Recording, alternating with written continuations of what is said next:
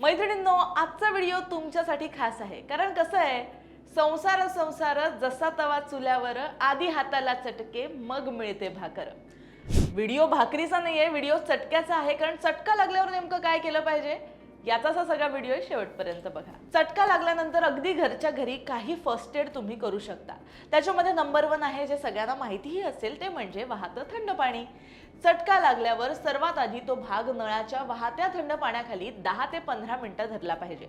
यामुळे त्वचेची आग होणं जी आहे ती लगेच थांबतं आणि त्वचेच्या आतल्या थराचं नुकसान होणं सुद्धा कमी होतं. टीप यामध्ये तुम्हाला द्यायची ती म्हणजे पाणी फक्त थंड असलं पाहिजे. अतिशय गार किंवा बर्फाचं पाणी अजिबात वापरू नका.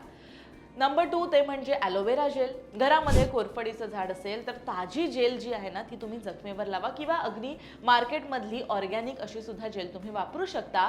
कोरफडीमध्ये नैसर्गिक दाहशामक अर्थातच अँटी इन्फ्लामेटरी गुणधर्म असतात, जे त्वचा शांत करतात आणि फोड येण्यापासून सुद्धा रोखतात. नंबर 3 ते म्हणजे मध. पाणी टाकून झाल्यावर त्वचा थोडी कोरडी करा आणि त्यानंतर त्यावर शुद्ध मध लावा. मध हे नैसर्गिक अँटीबॅक्टेरियल गुणधर्म असणारं एक घटक आहे, जे जखम लवकर भरून काढायला मदत करतं आणि जळजळ सुद्धा कमी होते. चौथं म्हणजे बटाट्याचा किस किंवा काप. कच्चा बटाटा किसून किंवा त्याचा पातळ काप चटका लावलेल्या जागेवर ठेवला पाहिजे. बटाट्यामध्ये असणारा स्टार्च त्वचेची आग शोषून घेतो आणि त्वचा काळी सुद्धा पडून देत नाही. त्यानंतरचा उपाय आहे ते म्हणजे घरामध्ये थंड दूध किंवा साय असतेच. थंड दुधामध्ये स्वच्छ सुती कपडा म्हणजे कॉटनचा कपडा भिजवून तो चटका लागलेल्या भागावरती तुम्ही लावला पाहिजे किंवा ताजी थंड साय लावली तरी सुद्धा चालणारे. अगदी हलक्या हाताने लावा. दुधातील फॅट्स आणि प्रोटीन्स त्वचेची जळजळ कमी करायला मदत करतात आणि तिथं ओलावा टिकून ठेवतात. त्यामुळे त्वचा ओढली जात नाही आणि त्यामुळे इरिटेशन होत नाही. पुढे म्हणजे जर तुमच्याकडे केळं असेल तर केळ्याचं साल सुद्धा अगदी रामबाण उपाय आहे. केळं खाल्ल्यानंतर त्याचं साल हे फेकून न देता सालातली आतली बाजू चटका लागलेल्या जागेवरती हलक्या हातानं चोळली किंवा ठेवून दिली तरी सुद्धा फायदा होणार आहे.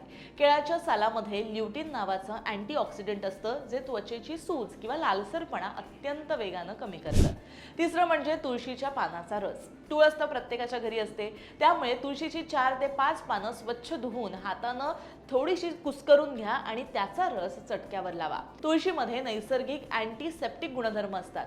गरम तेल उडाल्यामुळे जर संसर्ग होण्याची भीती असेल तर तुळशीचा रस तो थोडा धोका जो आहे तो कमी करायला मदत करतो.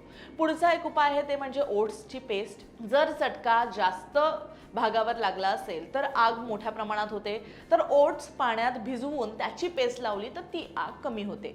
ओट्स त्वचेची खाज किंवा आग कमी करायला खूप महत्त्वाचा रोल प्ले करत असतं.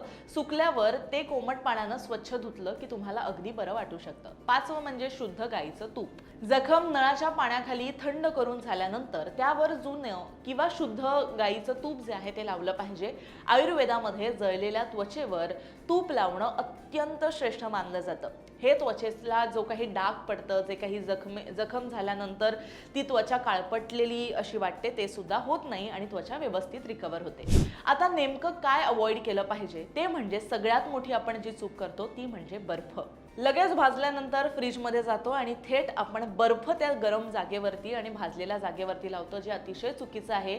चटक्यावर थेट बर्फ लावल्यानं तिथल्या ज्या पेशी आहेत त्या गोठतात आणि रक्तप्रवाह थांबून जखम अधिक गंभीर होऊ शकते. त्यामुळे ते टाळा. दुसरं म्हणजे यूट्यूबवर दाखवतात ती टूथपेस्ट सुद्धा लावू नका. अनेक जण ना लगेच टूथपेस्ट लावतात. टूथपेस्टमुळे उष्णता आतल्या आत कोंडली जाते आणि फोड येण्याची शक्यता उलट जास्त असते.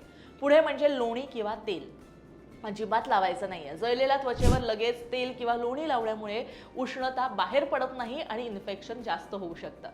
त्यानंतर जर चटक्यामुळे त्वचेवर पाण्याचा फोड आला असेल तर तो स्वतःहून फोडू नका. त्यामुळे इन्फेक्शन होतं, सेप्टिक होऊ शकतं. त्यामुळे अजिबात असे अघोरी प्रकार करू नका. तर हे सगळे मी तुम्हाला नैसर्गिक प्रथम उपचार सांगितलेले आहेत, जे घरात तुम्ही क्विक अगदी करू शकता.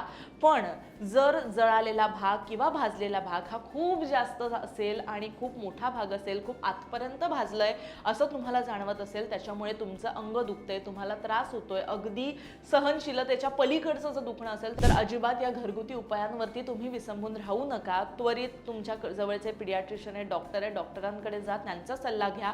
कारण जास्त वेळ अशा प्रकारची जखम स्वतःहून घरी ठेवल्यामुळे आणि घरचे हे उपाय केल्यामुळे जास्त जर ती तीव्र असेल तर ती सेप्टिक होऊ शकते आणि इतर जे त्रास आहेत ते सुद्धा होऊ शकतात. विशेष करून जर तुम्हाला डायबिटीज असेल तरीही अशा प्रकारच्या जखमेकडे अजिबात इग्नोर करू नका. त्वरित तुमच्या डॉक्टरकडे जायचं आणि त्याच्यावरती उपाय तुम्हाला डॉक्टर देणार आहेत. आणि त्या व्यतिरिक्त जर हलकं थोडंफार चपाती करताना किंवा भाकरी करताना किंवा तेलाचं काही तळणीचं करत असताना तेल उडालं तर हे त्वरित तुम्ही घरच्या घरी करू शकता. त्याचे काही साईड इफेक्ट्स नाही आहेत आणि घरच्या घरी असल्यामुळे तुम्हाला फार पैसा खर्च करायची गरज नाहीये किंवा त्या उपचारासाठी थांबायची सुद्धा गरज नाहीये. त्यामुळे यातले काही उपाय तुम्हाला माहिती असतील, काही नाही माहिती असतील, तर या सगळ्या उपाय तुमच्यापर्यंत जसे हे सगळे उपाय पोहोचलेले आहेत तसे इतरांपर्यंत सुद्धा पोहोचवा. आणि हो, भरपूर शेअर करा आणि असंच लोकमत सखीवर प्रेम करा.